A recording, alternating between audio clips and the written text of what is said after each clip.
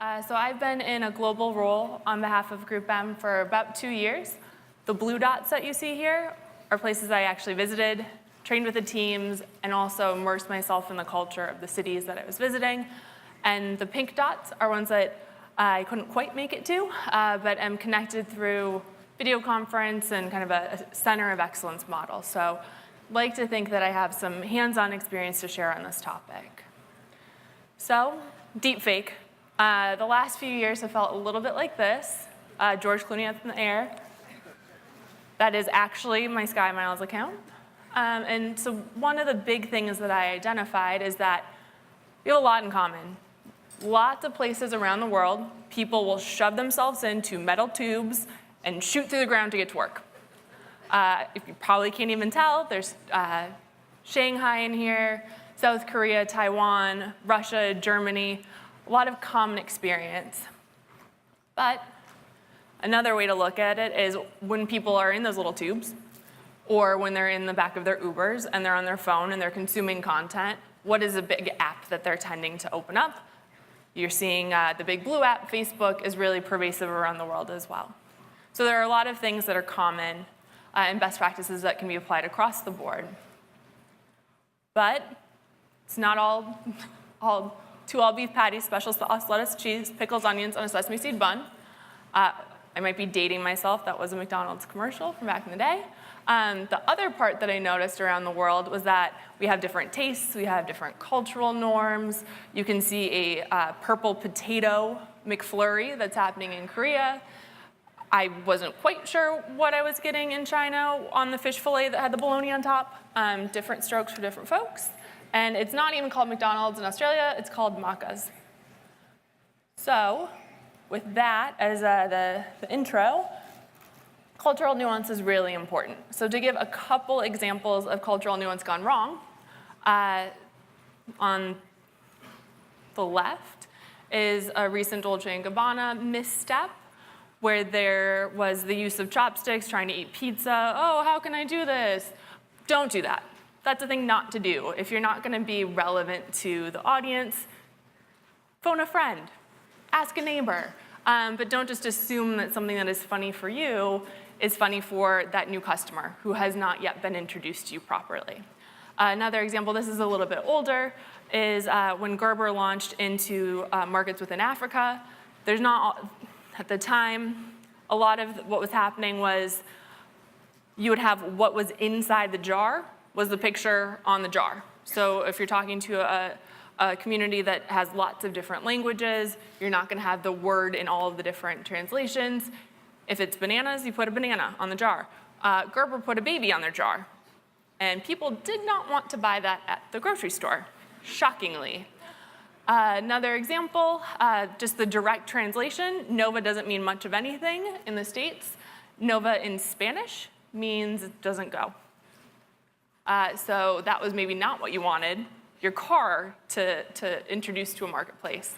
And I feel like we covered the chopsticks thing, but not enough, because there is a Vietnamese burger that's happening. I want to say in New Zealand. They too thought, chopsticks are funny, let's do that one more time. So if you take nothing else away, if it's not, I don't know, sticky rice, maybe don't use chopsticks for your ad. This also can happen for us here at home. I felt a little attacked with the crispy outside, soft inside, big American pizza when I was traveling in Germany. Not just me. Excellent. So, some tips for being culturally nuanced. Hopefully those examples helped you understand that it's critically important to make the right first impression. So one way to start is within your own organization, especially in the US, it's known as a melting pot. Embrace diversity and inclusion. There's all kinds of different voices, different backgrounds, different cultural norms that people that come to your office every day can help to inform you of. There's also the ability to tap into feeds. So this is an example for one of our clients where they dynamically inserted local currency and local language into a video. So the video was produced once, not having sound on, using supers and different visual elements to cue the message to be introduced. So looking at feeds, companies like Spiral, companies like Clinch are ones that you can tap into. They can inform based on climate. You can insert different local landmarks to make it feel that much more relevant to the user, sporting allegiances, pricing, et cetera. We also, at GroupM, have some tips for being culturally nuanced. We recently, not quite hot off the presses, have a Spotlight on China report. Happy to share that out with folks after the presentation. We're understanding that there's all kinds of both inbound and outbound interest happening around mainland China, so something to keep in mind. A way that we structured it within my company is that we have a WeChat incubator. So instead of having teams in Milan and teams in New York and teams in Toronto, all learning Mandarin on the fly, we tap into our experts that we already have in Beijing and Shanghai, and then we're going to hopefully avoid those chopsticks moments where they're not appropriate. Other opportunities to tap into cultural nuance is relevant influence. So the level and standards in which you find influencers should be common. There are regulations around the world. It's important to make sure you're forthcoming, that you have a relationship with an influencer. But a shortcut to making sure that you're relevant to an audience is to work with people that are appropriate in that market and relevant to those users. So in this example, we're going to go with Huda Beauty. Is an example from the United Arab Emirates. As you're thinking about beauty, it's really important to show that the product works on different skin tones, as an example. An example here, Michael Kors and Yang Mi, and then Tommy Hilfiger and Gigi Hadid. Other tips for influencer, just because you're using someone who is influential doesn't mean that they're influential to all of your audience. You want to be thinking about the Venn diagram of people that are influenced by this person and your core customers. So here's some recent work done. This was in Russia. We used a street artist to tap into that was seen as provocative, influential content. We worked with a sister company called Kantar's Context Lab to understand just because it was built by an influencer, does that mean it was additionally influential? And in this example, you see that the brand wasn't really showing through. So you do want to make sure that you're balancing the voice of your brand with the authenticity of the influencer that you might be using. Other things to think about for influencer being a really great shortcut into new markets where perhaps you don't have on-the-ground local language expertise and cultural nuance is making sure to evaluate with rigor. I've also found this to be a great way to test on emerging platforms. So when you get into Southeast Asia, there's Line, there's KakaoTalk that comes out of Korea. Maybe you don't have a budget yet, you don't quite know what to buy. If there are people that are influential already on those platforms, that's a great way to understand, should we be thinking more about this? Should we build out a more robust strategy? And then there's also more and more opportunities. I was at Facebook's F8 conference, so didn't have time to put it on the slide. But Facebook is building out that on Instagram through the checkout offering that influencers can help to sell products. Amazon is thinking about things in a similar way. So affiliate marketing moving into this influencer space is a really interesting way to test, to understand all the way through to an accountable action at the end, not just reach or likes. So you think about other parts of the world as well. This is a slightly different global map you'll see. This is all the social apps, so more the messaging applications. So you see WhatsApp, you see Facebook, you see WeChat, Line, and KakaoTalk, like I mentioned. So this is where we start to get a little bit more fragmented, and the fragmentation largely is coming from APAC and informing the rest of the world. So in a nutshell, look to APAC. If you have teams that sit in Singapore, teams that sit in Sydney, teams that sit in China, all really great places to understand what are your case studies? How are you communicating using messaging as a one-to-one or one-to-few social communication channel? So here you see an example of Kate Spade tapping into Chinese New Year. There is an example of Knorr and Line. And so they were building upon a chatbot integration that says, you know, the text conversation you tend to have with your loved ones is, hey, what's for dinner? What do we want to have for dinner? Where are we going to eat? Knorr inserted themselves in a really relevant way into that type of conversation in Thailand. And then here's an example of outbound Chinese travelers going to Japan with an opportunity talking about the SK2 brand. Some more tips for messaging. Fish where the fishes are. Understand what those popular applications are in the markets that are important to you. In terms of what you should have around messaging, talk to your front of house team. Do you already have FAQs built out? Do you have call centers that record all of the different questions that are coming in? Looking at unbranded keywords or organic search terms to understand what are the types of themes that people would find useful. That should be the kind of the kernel or the seed that you build the messaging application around. And then it really should be viewed as an additional communication channel. You don't have a messaging campaign. Bring a bunch of people to the messaging bot that you've created and then not continue to surface those conversations. It's the difference between having a loyalty play or having a campaign that dies, and it really wasn't worth all of the effort and the investment in the upfront. Another big trend that we're seeing, this really is, the example here is in India, where it's cheap to have data come onto your phone. We're seeing huge explosions in video consumption. This is especially true in India because there are so many different local languages. But just to read quickly, in terms of this, this explosion around video use, the biggest change has been how consumers are responding to the explosion in access to affordable data. 3 years ago, most new data users would start with messaging, do text search, move on to social platforms, and a few brave ones would watch video on the mobile network.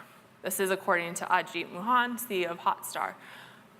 He continues to say, this pyramid has been completely inverted. In a world that does not fear data charges, video is very often the first port of call for new data users. Familiar stories, whether television shows, movies, or sports, unconstrained by any language limitation, are acting as powerful triggers to light up their smartphones and their data connections.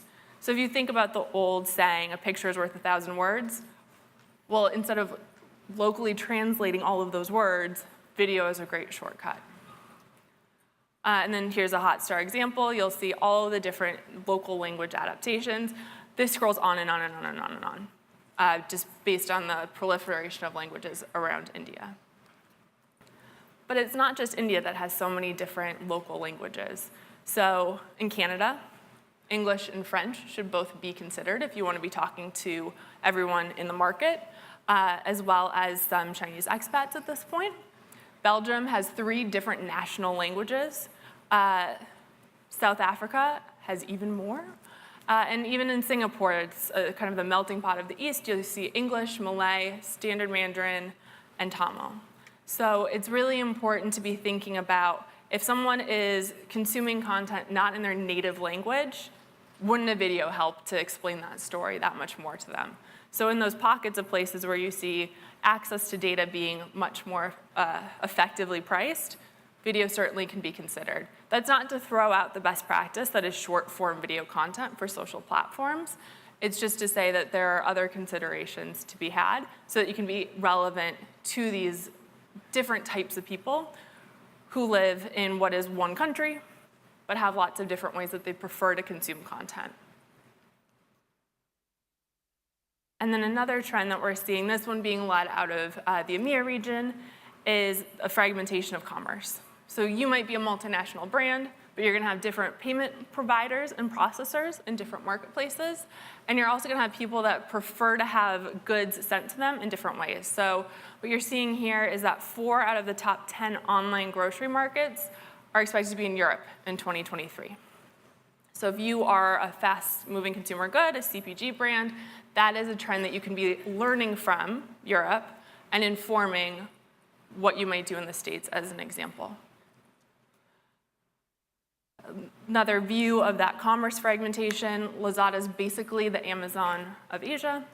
Alibaba, of course, has a really big footprint in China and is expanding outward. Then there's more local players, like Target here or Walmart. Aldi has a headquarters in Germany, El Corte Inglés in Spain. So the types of things that you're learning, if you have success with one of these local distribution points, you can probably apply a lot of those learnings across similar local-based distribution points, keeping in mind how often people shop online, shop through an app, or shop in a physical store. So I thought it would be important to make sure that the why of it is also included in the presentation. So Kantar shared in their retail world in 2025 some really eye-opening stats. So e-commerce is by far the largest single organized trade format in the world. So 27% of global organized retail and close to 20% of personal care are going to come through the channel of e-commerce.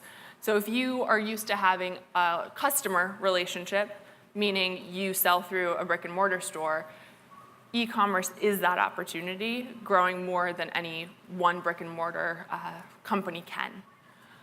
In terms of overall growth, the US and China are only expected to be a third of global growth in dollar terms. And then there's some new math that I thought would be interesting to share with this room. So Brazil is expected to grow and be larger than the UK. Mexico is expected to be larger than Italy. Colombia is expected to be larger than Sweden. Indonesia larger than Japan. Saudi Arabia larger than France. And India is expected to almost equal China in terms of growth. If you want to look at it a different way, I can't be in all those places. US, China, Turkey, and India are expected to be about 50% of global growth in that 2025 year. So I'm going to have QA in a minute. There is a microphone over here for any questions that you might have, but I wanted to share in conclusion, there's tremendous opportunity to learn from ourselves around the world. If you want to have kind of the cliff notes, look at APAC to understand what's happening around messaging.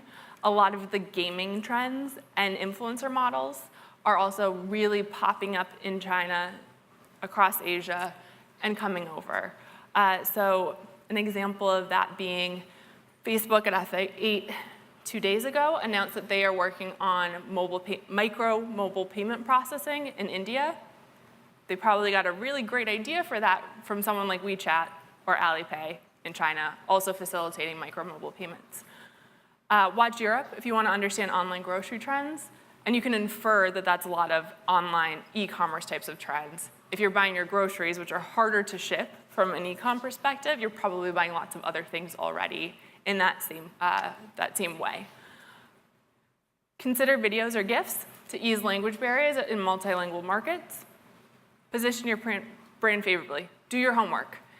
If this is a new market for you, it's worth doing the ethnographic research to make sure that you're presenting yourself in a favorable light. And look to scale commerce by optimizing your feed. And a couple of the resources that I went through earlier in the presentation. And merci beaucoup, gracias, thank you.